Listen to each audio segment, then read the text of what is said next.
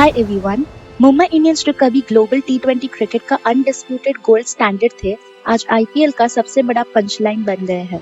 एक recent movement में जिसने फैंस और सीनियर प्लेयर्स जैसे सूर्य कुमार यादव को शॉक कर दिया, वो ये था कि हार्दिक ने मुंबई वर्सेस आरसीबी वाले मैच में अपने ही बोल्ड बॉल पर रिव्यू ले लिया, जो क्लियरली एक हाई फुल टॉस थी और वो भी फील्ड पर कंफ्यूज दिख रहे थे।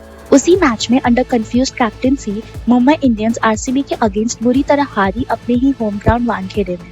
क्रिंज फैक्टर ये है कि जब मार्केटिंग टीम इन्फ्लुएंस के स्क्रिप्ट अपलोड कर रही होती है, तब जसप्रीत बुमराह पावर प्ले में वेस्ट हो रहे होते हैं और Rohit Sharma heart broken walk of कर रहे थे पेविलियन की तरफ। पॉलिश्ड मार्केटिंग और अगली ऑन फील्ड टैक्टिकल एरर्स का ये कॉन्ट्रास्ट मुंबई फैंस को और गुस्सा दिला रहा है।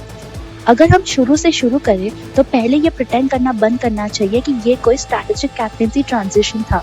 मुंबई इंडियंस का ये टैक्टिकल और इमोशनल सुसाइड था मैनेजमेंट की तरफ से।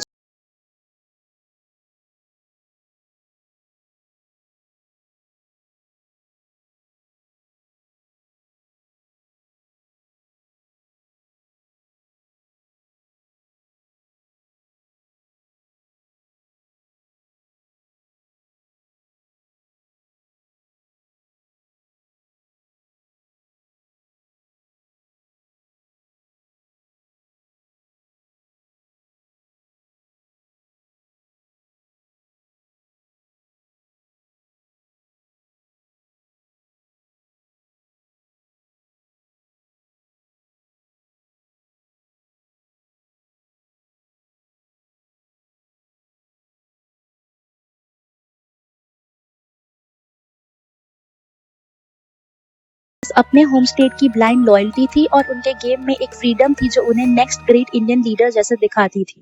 पर किसके लिए? एक कैप्टेंसी क्लाउज और फैट पे चेक के लिए उन्होंने वो लेगेसी छोड़ दी जो उन्हें एक्चुअली बिल्ड कर रही थी। उन्होंने गुजरात के एमएस धोनी बनने का मौका छोड़ दिया मुंबई का मोस्ट हेटर फिगर बनने के लिए। राइजिंग डायनेस्टी के किंग को ट्रेड कर दिया एक डिवाइडेड ड्रेसिंग रूम की सफोकेशन के लिए।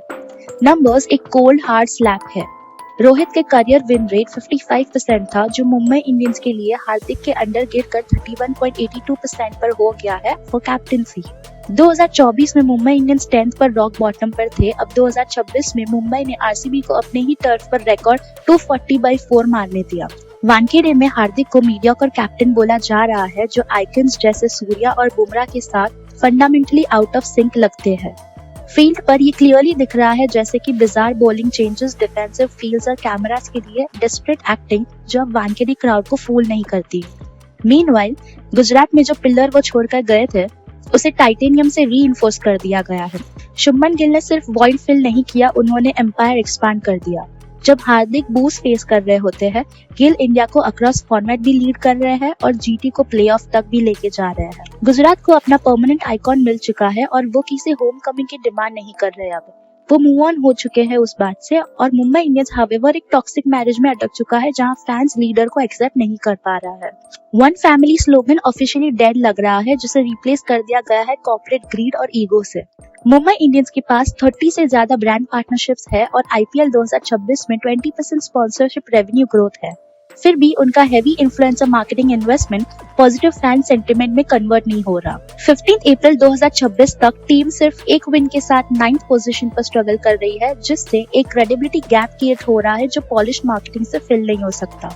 इन्फ्लुएंसर रीच क्रिएट कर रहे हैं पर बिलीव क्रिएट नहीं कर पा रहे हैं, क्योंकि on field reality marketing script से मैच नहीं करती।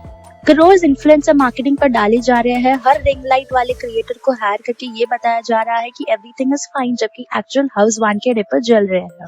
आप रीच खरीद सकते हो, व्यूज खरीद सकते हो, इन्फ्लुएंसर्स खरीद सकते हो, पर वानखेड़े का रिस्पेक्ट नहीं खरीद सकते। At this point Mumbai Indians को इन्फ्लुएंसर्स पर खर्चा करना बंद करना चाहिए और ये समझने पर एनर्जी लगानी चाहिए कि हिस्ट्री की सबसे सक्सेसफुल फ्रेंचाइज स्ट्रेंजर्स की तरह क्यों लग रही है। सच ये है कि मैनेजमेंट को अपनी इन्वेस्टमेंट प्रोटेक्ट करना बंद करना होगा और सच एक्सेप्ट करना होगा, बिकॉज लॉयल्टी रोहित शर्मा से आई थी मुंबई इंडियंस पे और उसी लॉयल बेस को मुंबई ने ट्रेड ऑफ कर दिया, तो इट्स बट नेचुरल कि वो लॉयल्टी फैन से वापस नहीं आएगी।